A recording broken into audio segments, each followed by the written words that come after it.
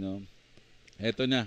So ito mga idol gusto ko kayong kuhanan dito ng opinion kung anong masasabi nyo rito kasi nag-trending to na ano pa nga to na topic pa to ni Attorney Libayan mga idol. Ito, no, yung pagsusuot ng West Philippine Sea t-shirt sa laban ng China at ng Philippines, no. Syempre panalo yung Philippines diyan, no, mga idol, no. Talagang ito daw yung pagpapakita nila ng suporta, no, yung ganun. Pero ako, kung ako tatanungin nyo, hindi sa sumasang-ayon ako kay Attorney parang sa akin, wala naman akong pakialam din dito.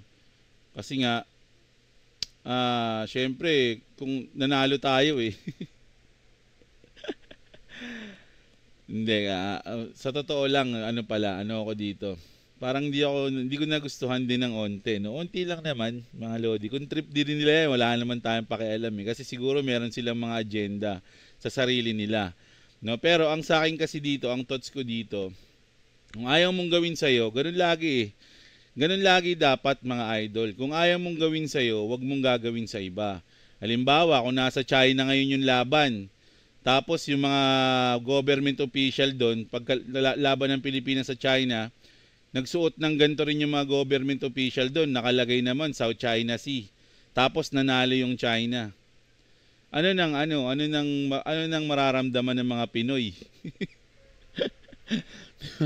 Baka maggandalaiti na yung mga tao dito sa Pilipinas pag nangyari yon, mga lodi. Tsaka yung mga reaksyon nila dito, mga lodi, pag yung mismong video, ayan, no, tuwa-tuwa sila mga idol. Talagang pinapakita nila, no, parang pinapamukha nila. At kung titignan mo, hindi na siya parang sports parang naging personal na yung parang may personal na atake na in a way, di ba?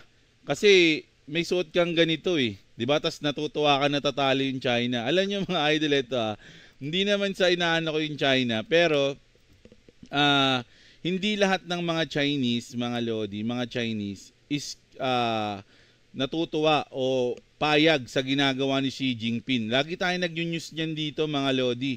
Maraming mga Chinese yung ayaw yung ginagawa ni Xi Jinping, mga lods, no? Kontra sila doon. So ngayon, eto, pag nakita to ng mga Chinese na, mayroong mga Chinese dito sa atin 'di ba? Yung mga half Chinese din, yung mga yung mga nagbi-businessman dito na hindi naman din gusto yung ginagawa ni Xi Jinping. Tapos nakita yung ganito, ano na lang mararamdaman nila, 'di ba? Sa totoo lang ako, okay sa akin ganito kasi syempre parang pinagtatanggol mo yung Pilipinas. Pero dapat hindi dito sa basketball court. 'Di ba? Dapat merong tama si Atty. Libayan, merong ibang lugar. Hindi ako kabutas bad trip nga ako dun Pero tama siya in a way doon na merong tamang lugar kung saan dapat ginagawa yung mga ganito. Kasi ito, sports to Kumbaga, sabi nga, ang pinopromote ng sports is sportsmanship. 'Di ba? Pero kung ganito yung ipapakita natin, parang personal na atake na, mga idol. Hindi rin maganda siguro. No, ayun lang yung ko dito, ayun lang yung thoughts ko dito. Kayo, tanungin ko kayo, tama ba?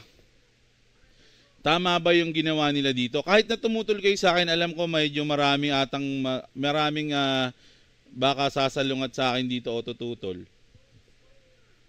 In a way, personal opinion ko lang naman to. No, na para sa akin hindi maganda yung ganito. 'Di ba? Ba't kailangan nyo magsuot ng ganyan? Kailangan ba yan pag nanonood lang kayong basketball? Diba? Ayun pa rin, babalik pa rin tayo dun sa kasabihan na kung ayaw mong gawin sa'yo, wag mong gawin sa iba Diba? Kasi kung sa atin ginawa ng China yan, baka isang linggong ayun na yung balita. Diba? Na grabe yung China, Although ako, nanlaki ng tutol ko sa ginagawa ng China sa West Philippine Sea, talagang bad trip 'yun, 'di ba? Talagang Pero kung ganito mo siya lalabanan, parang hindi tama. Kasi pwedeng pwede kayong pagtawanan din ng mga Chinese diyan 'di ba? Na nagsuot pa sila ng ganoon, akala nila aalis tayo. Kung iba doon na bad trip pa, 'di ba? Taragis yung mga yun parang tinitira tayo Bombayin ulit natin yung mga doon, mga isda doon. Binad trip tayo eh. 'Di ba?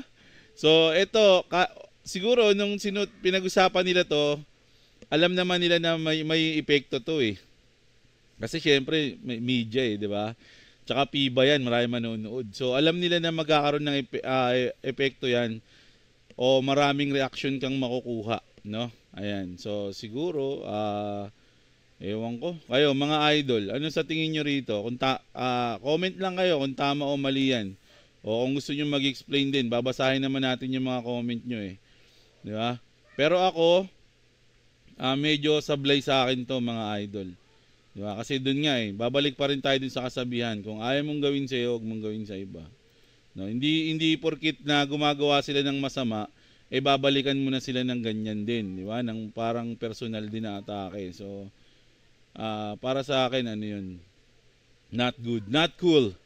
Not cool, sabi ni Nigan. Not cool, man.